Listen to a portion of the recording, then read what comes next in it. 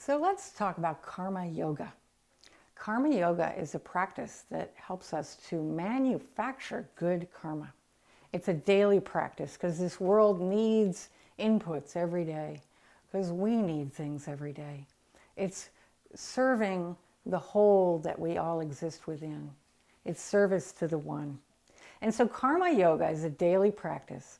And the first thing to realize about why should I do karma yoga is that we all need to qualify to understand who we truly are at the deepest spiritual level as consciousness.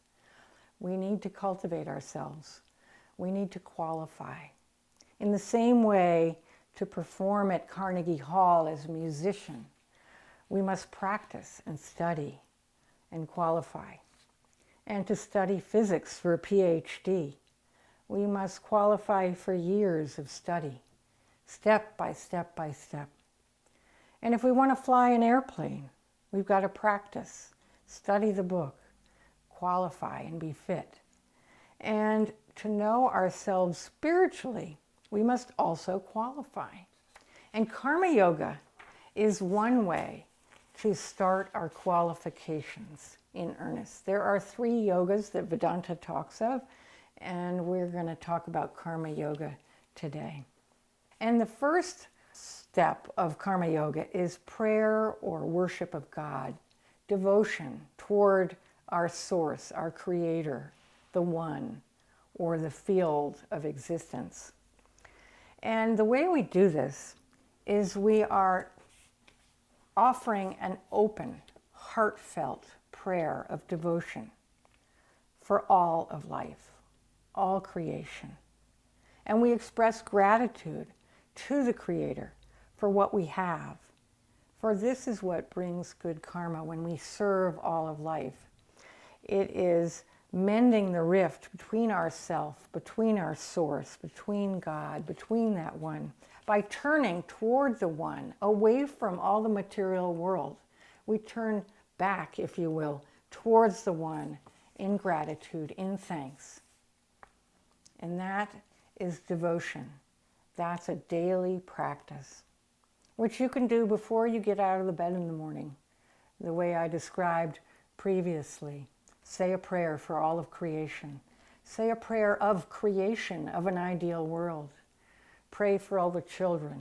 Pray for all the people of the world to be happy and well cared for. Whatever is your swadharma, pray for that. And then we have number 2, gratitude to our ancestors. We say a prayer, we send love to our parents, to our grandparents.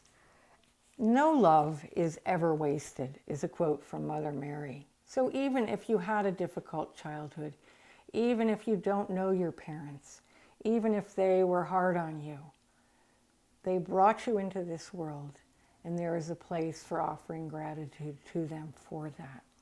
So that is the second daily karma yoga action that we do.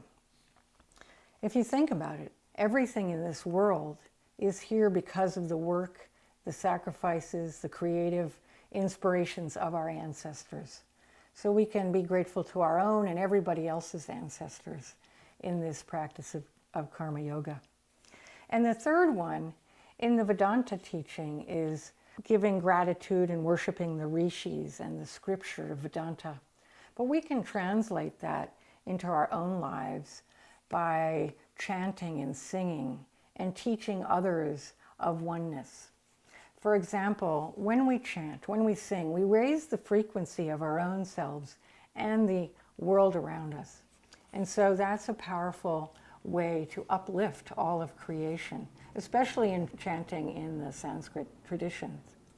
And then teaching others of oneness, sharing the knowledge that we are all one and that what we do affects the other people around us in the deepest ways, and ultimately the laws of karma that affect us. And then number 4, doing social service, serving other people, serving other humans.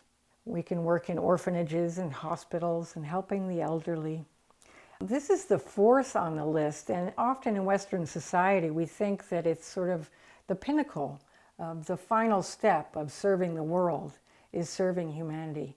But we really can gain significantly by remembering all these other practices of karma yoga. Swami Paramartananda says if we only do social service, it's like just eating carbohydrates. We do need a balanced diet of giving. And so karma yoga offers us a way to create some really good karma that serves us and serves the world. My friend Bill, when he walks through the grocery store and he passes somebody, silently he says, "I love you" to them. And lately he's discovered some people sometimes actually hear him even though he is silent, or turn around and like pretend like they heard something but they can't really figure it out. So each of us has an opportunity to give in this way. And in social service, we can be really creative in how we serve humanity. Even if it's just a few moments of any day, driving down the road, blessing the people who are in the cars coming in the other direction. It can be as simple and as easy as that. And then number 5, contributions to all life forms. The plants, the animals, the trees, the rivers, the oceans, the earth, the rocks, the planets. Pray for them all at the very least. And practice things like recycling, avoiding plastics, avoiding pesticides and toxins and herbicides. Support organic agriculture. It's good for you, it's good for the earth. I'm sure you can name a lot more ways that perhaps you already do this. Bless the earth when you walk. Silently, you're walking along the street, just bless the earth. I love you, I love you, I love you. Doing these karma yoga practices makes for a universal citizen. Karma yoga is a daily practice of devotion to our source, gratitude to our ancestors, chanting and teaching of the oneness of all creation, serving our fellow man, and serving all of creation, all the creatures. Vedic teachings say that the creation of a universal citizen uplifts the stars, the plants, and all of life everywhere. So that's the section on karma yoga, a daily practice. Next up, as I near the end of this talk, I want to talk about who am I?